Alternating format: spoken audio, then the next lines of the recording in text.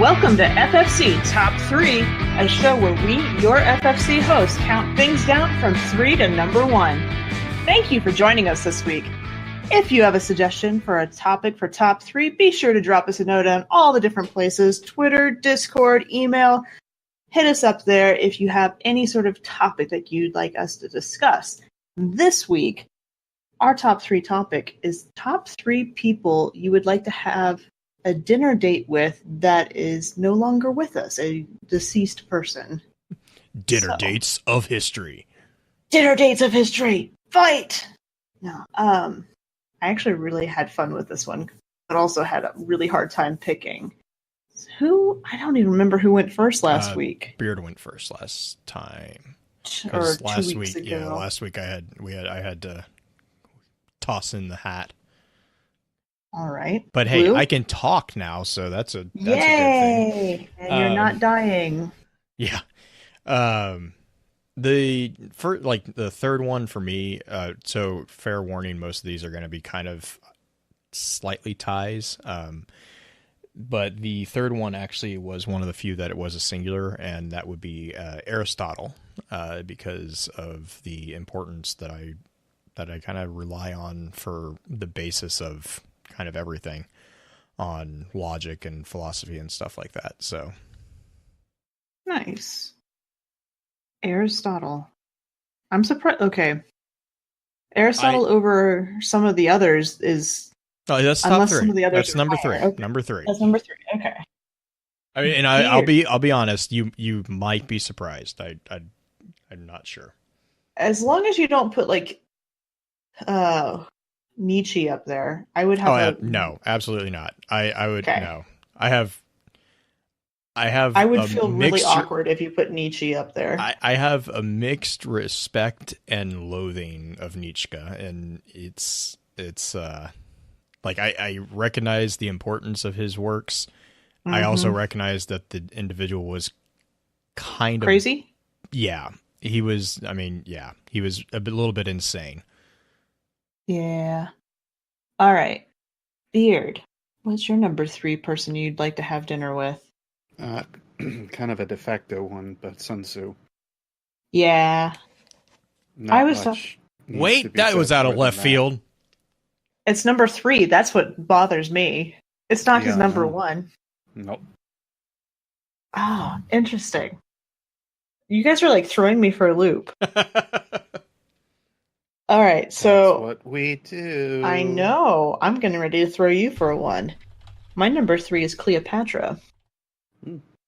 Because of her ability to basically save her people from utter destruction a couple of different times, just because she was willing to go and parlay with the make alliances. That's a better way to put it. She was able to make alliances, and it's just, I think a lot of history colors her in a unfavorable light for various reasons. Say what you will about her, but she was more than able to lay in the beds that she made. Oh, I was trying to avoid it. I really was. I was really. No, she actually, she was quite intelligent. She had to be. God, she was very formidable. Smart. She was a very formidable leader. And the way that she got their attention, Antony and why am I blanking? Who was the other one? Antony was the one. Octavius and Caesar. Octavius, yeah. She was also very diplomatically and politically savvy. Like, she was very good at playing people against each other. And actually, to be honest, Egypt has a very large host of very, very strong female, I guess politicians. Maybe it's not really. It's not. They're not politicians, but they're like leaders. Because you have Cleopatra, you have Nefertiti. And I always blank. There's another one that I always forget her name, but they are all in terms of ancient world political powers, Egypt was, it was up there. Yeah, Shay said it. She's like Mara. She's even got like Mara. She's got shacks under her thumb. Cleopatra was kind of that character in some ways. able to forge alliances and a lot of different ways. She was able to save her people from her own brother doing that. But that's my number 3. Let's hear the crazy number 2 from Blue. Mine is actually a toss-up between Merleau-Ponty and Martin Heidegger, because they are both very, very influential in phenomenology, which is a field of philosophy / psychology that I'm very, very fond of. And actually, the episode that we're about to record for Cade, I'm going to be referring to some of their some of their content and the stuff that we talked about when I was doing work with that particular branch of psychology. It actually comes in play very much so with the story of the exo, and especially the dissociative exo-mind rejection. But yeah, Heidegger, which is like, he is in a lot of cases considered one of the fathers of phenomenology, up there with Merleau-Ponty. Merleau-Ponty was more so of the humanistic side of the phenomenological schools. And then you also, like, you kind of have Hume and a few others there, but Heidegger was very influential in there. And Heidegger also had a really interesting life as well. He actually lived during the Nazi occupation of pretty much Germany, like the rise of that entire regime. And for all intents and purposes, on the surface, he was actually a card-carrying Nazi, but his teachings were actually in opposition to that particular political school of thought. And he managed as an educator, he actually managed to walk a line that he didn't quite get in trouble with the Nazi regime, but he also challenged it quite a bit. And it's a fascinating story. His entire like life story is very interesting. Not to mention, and then on top of that, the philosophical impact that he had is just immense. So yeah, that would be my number 2. Nice. Heidegger is, I've actually always been curious, but I've never really studied him all that much. Yeah, to fair warning, it's a bit of a grind to get through on being like his entire, because his is a very holistic school of thought. So you can't really be like, oh, I just want to read this one book. You kind of have to read all of it, right? And he's German, so language is a bit of a barrier, and you have to kind of understand the German language is really nice for philosophy, but it's really terrible for translating, because basically what you do in German is you just tack words together. And so that doesn't play nice with English, translating back and forth. So some of his works, you have to kind of get past a language barrier on top of that. But right. Once you do, it's really, really fascinating. The entire concept of phenomenology, especially. Nice. Beard, you're number 2. Goodness, I just had it and now I lost it. We'll go with the other one I was thinking anyway. Isaac Asimov. Okay. Just for the law of robotics, or mostly some of his other works? Yeah, it's mostly just to kind of get into his head and just to more so realize like what it is that he thinks of for the future as well. Mm-hmm. If he was able to also see like how far we've gone today and be able to kind of see, that's part of the thing that I would almost like in like a two-handed piece about the conversation, if I were able to talk with them, is also let them know how things are developing here within the world that they no longer are able to live in. Mm-hmm. And just for them to say like, wow, this sounds like it went completely pear-shaped the way that I thought it was going to go. Or, yeah, I kind of expected that too, because I'm George Orwell and I wrote 1984. The big pieces, though, that I think would be interesting is just seeing, especially with Asimov, how robotics are kind of starting to become a thing or starting to to kind of build, or not even that, like just how AI has kind of formulated as well, what he would think of it, what he would kind of be able to look at. I feel like he would be so entranced by everything that we have today, given most of like everything that he had even considered in his books or otherwise, and the fact that he like had a hand in a good majority of like that making, would be a very interesting thing to kind of see as we as everything develops. I think that would actually be a really cool little sit down to talk with Asimov though. But anyway, yeah, definitely Asimov for sure. Nice. I feel very odd with some of my choices compared to your guys's, because you have some like great philosophers and writers and stuff like that, and mine actually, my number 2 is related to a paper I did in college. I took an American history course in college, and Margaret Fuller really kind of stuck out Margaret to me. Fuller, yeah, that's a good one. Mm-hmm. And she was kind of the self-made woman. She, back in like the 1820s or whatever, she didn't take no for an answer. She was the first woman to be able to have access to Harvard, like the Harvard Library. She was one of the most fluent women of her time. She basically did everything on her own. She didn't need anybody else to really help her out with it. Yeah, she was just kind of an amazing woman who, regardless of societal pressure of women not being active really as far as politics and academically and stuff like that at the time, Margaret Fuller really pushed ahead and became quite the voice. She even wrote a crud ton of different articles for the Transcendentalist, and I don't know. She was just she was the first full-time book reviewer who was a female. Yes. Which, I mean, in the 1800s, that is a huge thing. Like, right. That is an amazing thing. Yeah.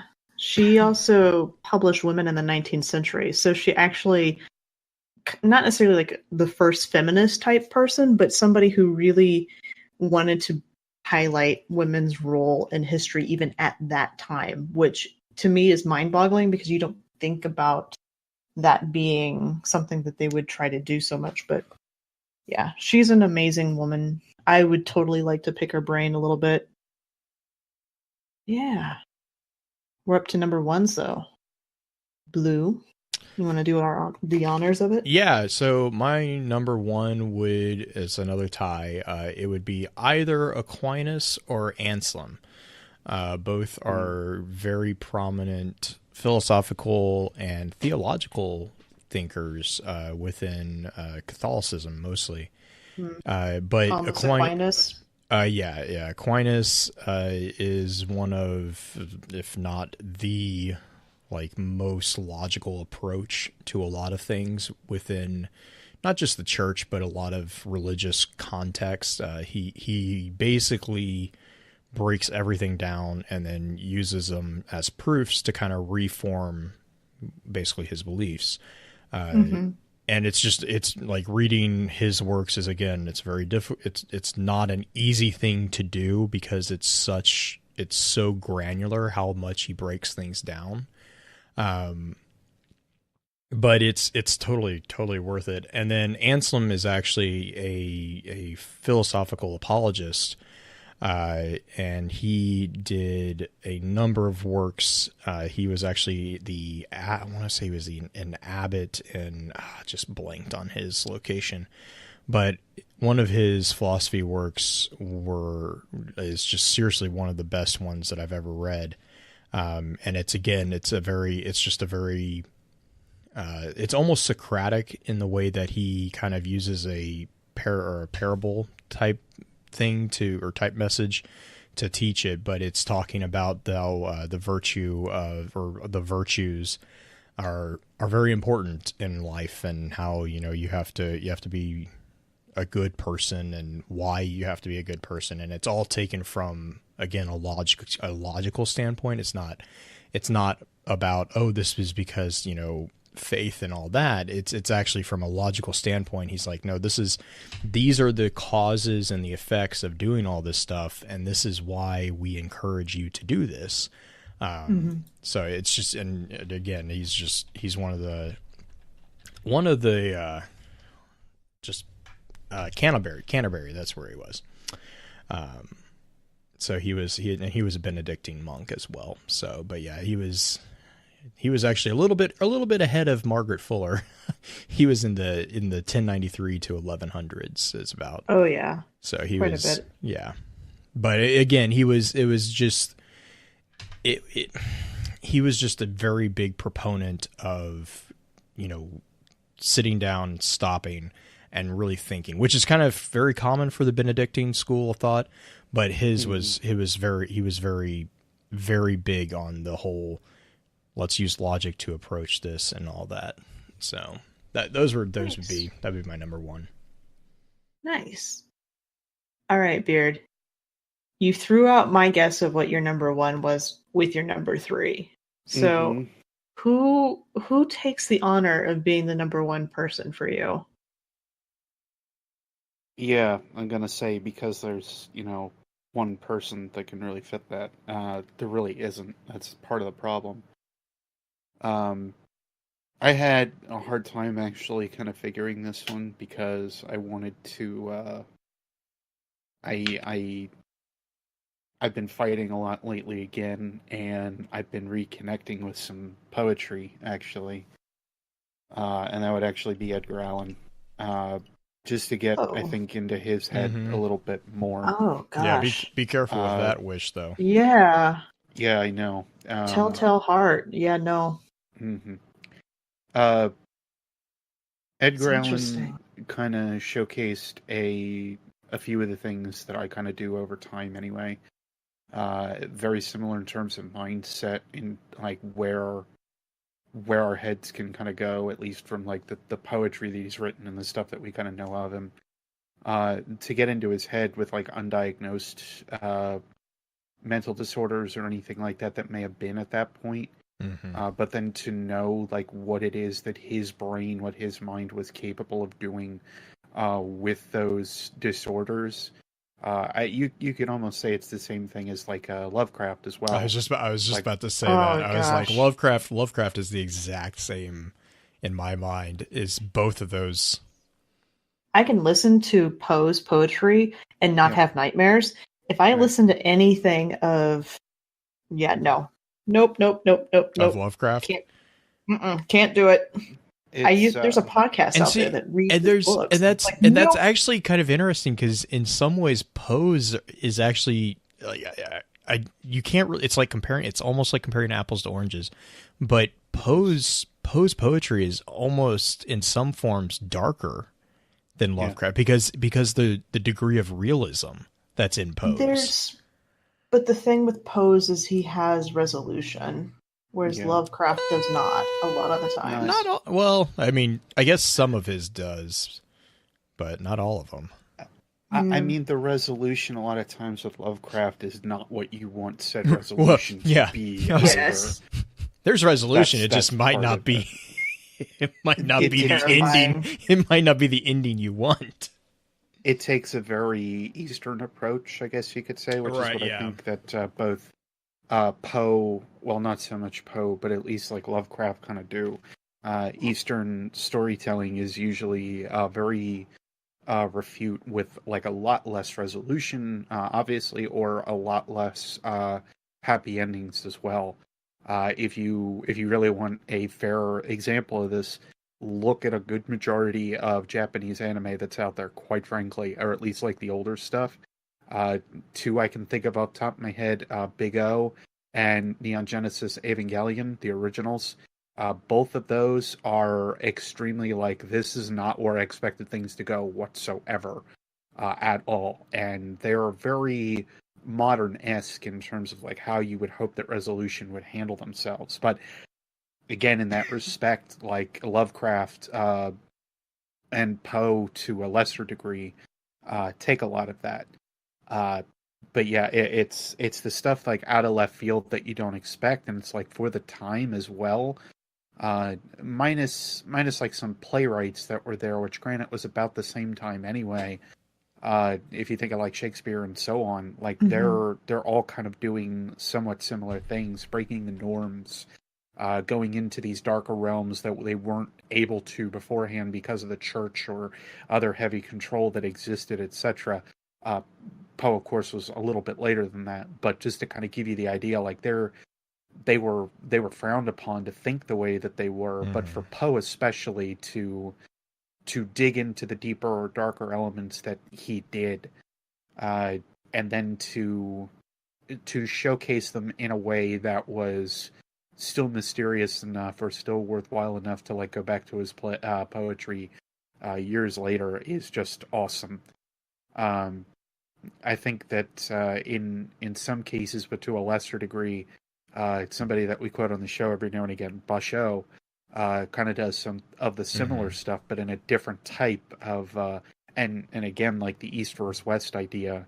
Basho was obviously Eastern, Poe was Western, and in that regard, that's where I think it's very interesting to see how they both sort of line up in the same way, but they tell it in different ways.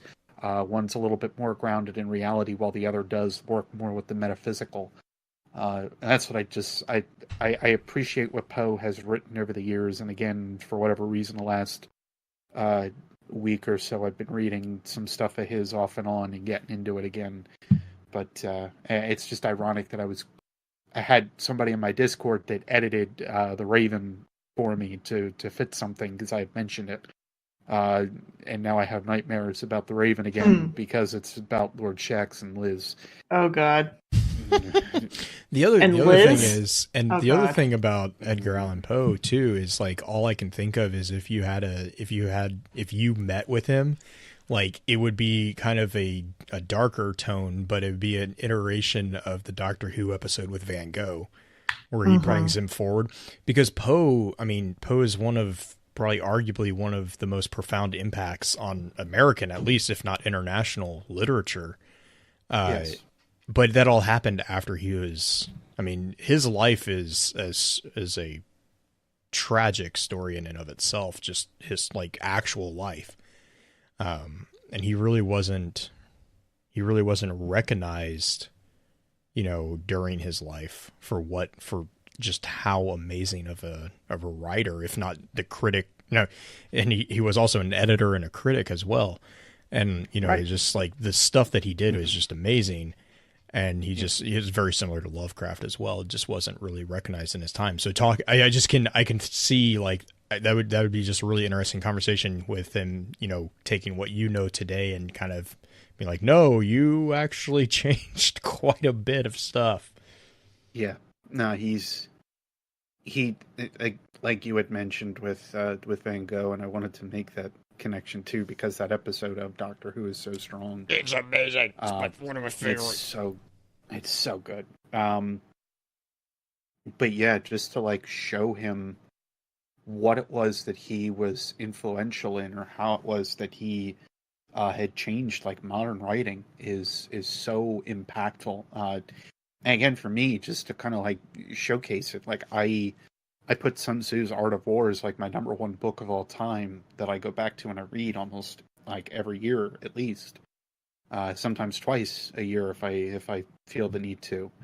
But for people in terms of like how it is that I'm thinking, where my mindset is at, and who I think would have such a profound impact on my life if I were able to talk with them, like Edgar Allan would be right up there, just to see like how he was able to fight through all the mental stuff that he did, and just to push through and create and critique all that he wanted to the way that he did. And if there were like any others that were up there, like it would probably be like some musicians that were otherwise there, maybe a couple of other playwrights, very few philosophers actually, just because I feel such a stronger connection to those that have created versus those that have that have had like overall philosophical ideas. That I would love to pick their brains more on like how they got to their ideas overall. I already mentioned one. Like if I had any, well, actually, I guess we'll get to like runners up then afterward. But I'll save those. But like there's so many more that I would love to do for creativity than I would much else. Interesting. Okay, so we've had philosophers, writers, politicians. All right. Did we have a scientist yet? I don't believe so. You could Aristotle, kind of maybe, technically. Aristotle, and I mean, you could almost argue Asimov. I mean, he wasn't really. He was more of science fiction, but I mean, he was kind of he kind of had a finger on the pulse of science at the time because that was like the positronic brain. Yeah. Right. Well, my number one is, some people might call this a cop out because a lot of people would want to have, at least I would think a lot of people would want to have lunch with him, but Einstein, just his book. After I read Elegant Universe by Brian Greene back in like my freshman year in high school, I really latched on to the concept of learning physics through kind of allegorical methods, like telling the story to help teach physics. And Einstein actually really does a good job of that in his book on, I believe it was general relativity, that really describes the math. He doesn't give you all the mathematics. You can go find it. You can go find the text that has all the mathematics, but he really describes his concepts through these examples that you can actually visualize and actually see, which I really appreciate. Plus, there was a movie that came out a couple of years ago where Einstein and his buddies are trying to hook up somebody. It's really weird, but it was really cute, and I kind of latched onto it, and I'm showing my girly side, and it's fine. I don't care. But yeah, Einstein would be my number one. What? You're not a girl. It's fine. Yeah. But yeah, learning about the Manhattan Project would be interesting. Oh yeah. Or just learning or even just be like listening to him talk about the stress that they must have been under. Yep. When they were having to do that. Yeah, he was not a fan of having to do it either. No, they were forced. It's not But cool. I mean a lot of people kind of look at him in a dark, or Oppenheimer look at him in a dark light, and it's like, the thing is like, if you read his letters and kind of the few pieces that we do have, I mean, he's not necessarily a fan of what they are forced to do. Mm-hmm. But I think that's also could be said. I was about to say, I think that could be said for most of them, actually. Yeah.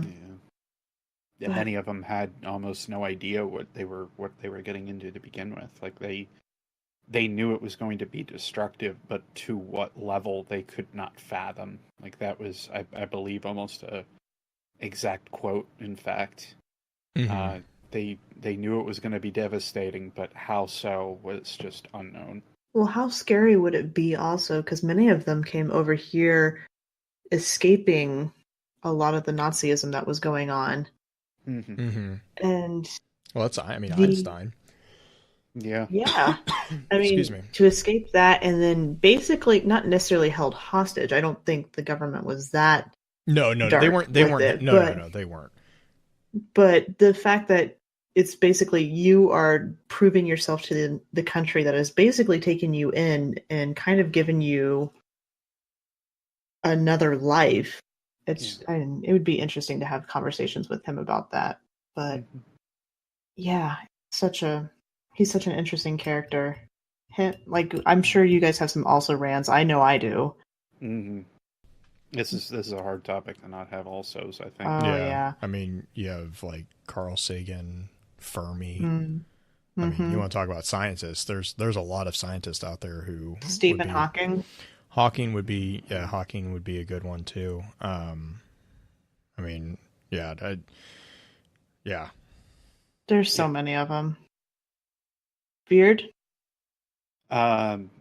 the one big one actually for me would be George Washington, at least just to see like what he thinks of where we're the United at. States is kind of like changing over and whatnot. Not to make this political, but oh my gosh, that would Alexander be amazing. Hamilton. No, I really think if I just Alexander Hamilton. Ben Franklin's on my list, actually. Okay, that might not be a bad one. I absolutely cannot stand that individual. Ben Franklin. I know he's got a lot of bad stuff, but the guy he was a jerk. Oh God, he was terrible. He was also a womanizer. I'm not denying that, but no, he was he was just like if you read his autobiography, it's just like, dude, stop whining about everything. It's like all of it. I mean, it's not as bad as some of the other autobiographies that come to mind, but it's like it's up there. And he's just a butt to everyone. Oh yeah, he would not be a pleasant friend, but it would be fascinating to learn about the guy who, like, he had so many first in this country. It's just, I don't know. He would be interesting. He's always been kind of like the guy at the edge of the sheet. Shakespeare was one on my list too. I want to talk to Shakespeare and Chaucer, both of them. Chaucer, both of them would be amazing.